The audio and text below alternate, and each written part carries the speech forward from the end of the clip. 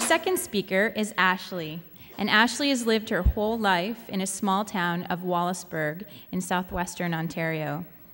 She's affiliated with the Children's Treatment Centre of Chatham-Kent, where she was recently inducted into their Wall of Fame. She has graduated grade 12 with honors from the Ursuline College in Chatham and continues to attend classes there for additional experience to help her prepare for college. I think they call that the victory lap.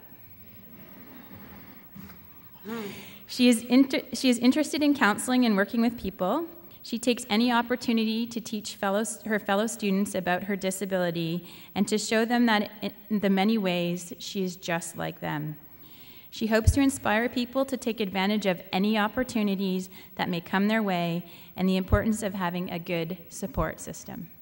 Ashley? Good afternoon.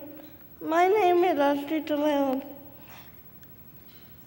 I always had a desire to help people. I've always wanted to become a motivational speaker. So it is my privilege and pleasure to be here speaking in front of you all today. In elementary school, I was bullied, teased, tormented, among other things. My classmates were not as accepting of my disability as I would like them to have been.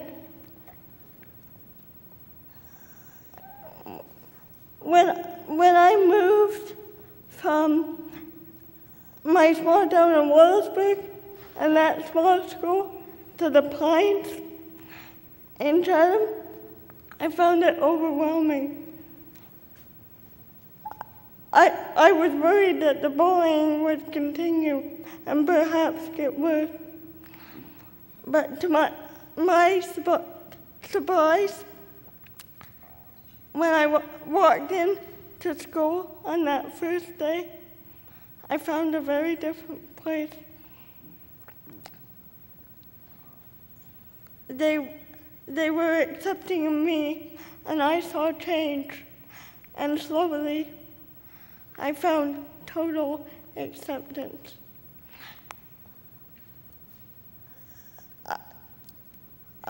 I have been able to take part in many things. The one that I am most proud of is Muskoka Leadership Camp. There, I did some things that I never thought I would do. In fact, that year, when I was 18, if I was on your side of the table, I would have thought that I never would have done canoeing in the zip line, which I did. And I have pictures to prove it. Maybe it's because I'm a Toronto Maple Leaf fan too, I'm stubborn.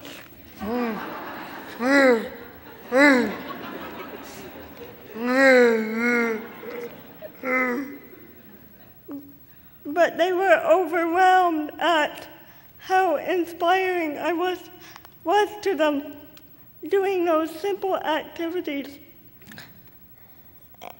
And because of that, I've been asked to do LanterLink at my school, where we help grade 9 to transition from elementary school to high school and make their transition smoother.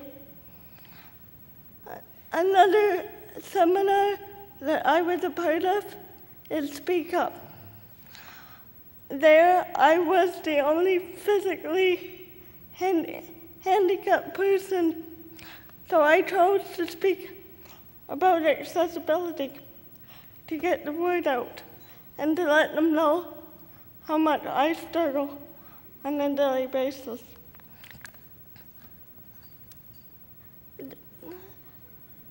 There are several challenges that I have faced in my short 19-year lifespan. Not all have been pleasant challenges, but there's some that are.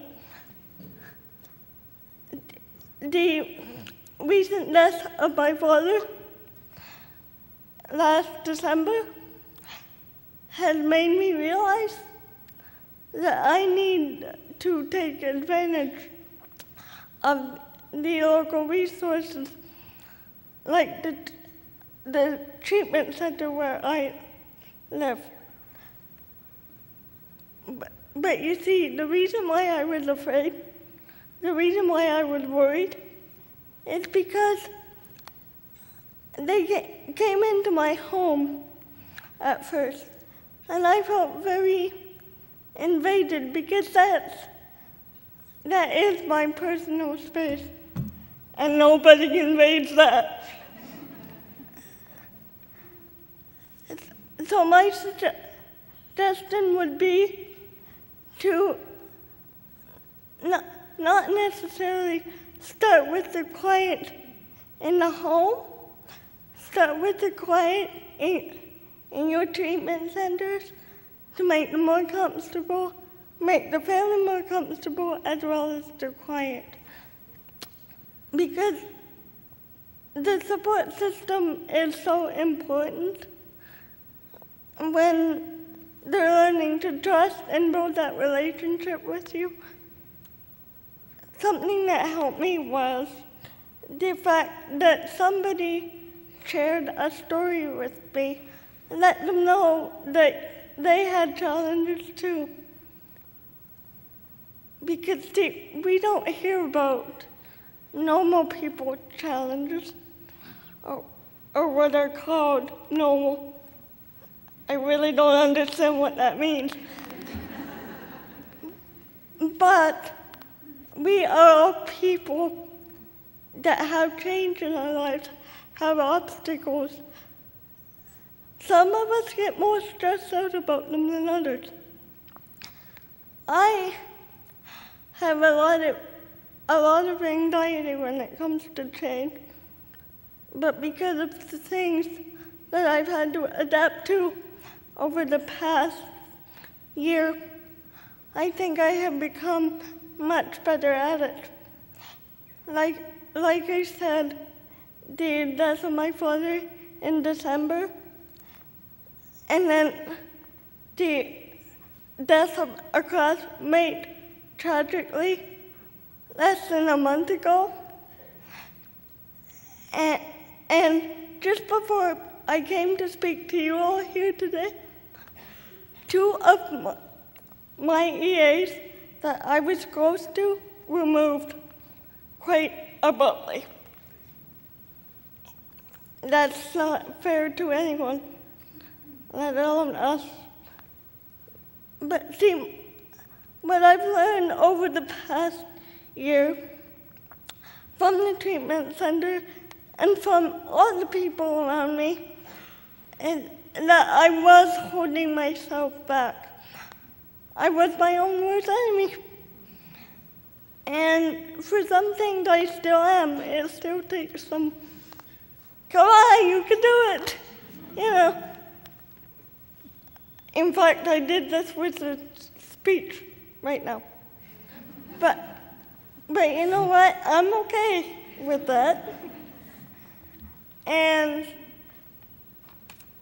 something that was also a gift to me is I help in a grade 9 classroom where there is challenges with all kinds of things.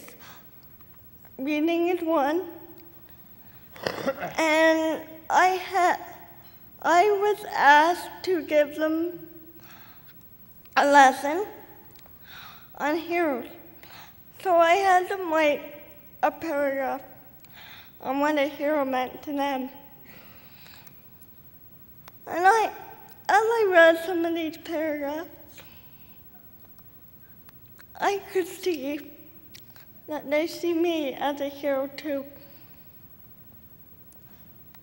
I didn't realize until that day that I had them write these feelings down, that they felt this way, that I am a hero to more than one person. But see, the thing about it is, we all are given something that we are good at. Like Corolla, I couldn't be a physiotherapist. I couldn't do what all of you guys do in a day. It's too stressful. But you do it, and you support people like us. And we are so appreciative of those things. And you don't hear that enough, nor do you get paid enough.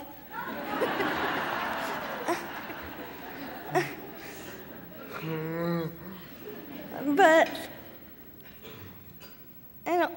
in all seriousness,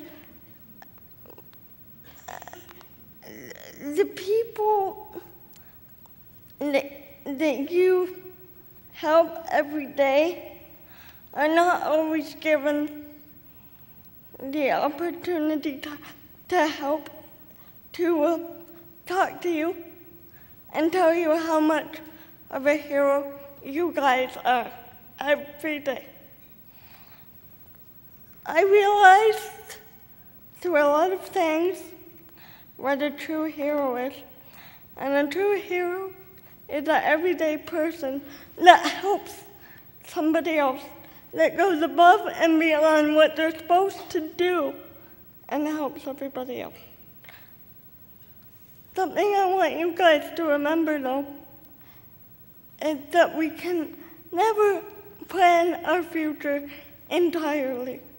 There's always obstacles, there's always challenges, and there's always good times. Sometimes we don't see them that way, but they're there.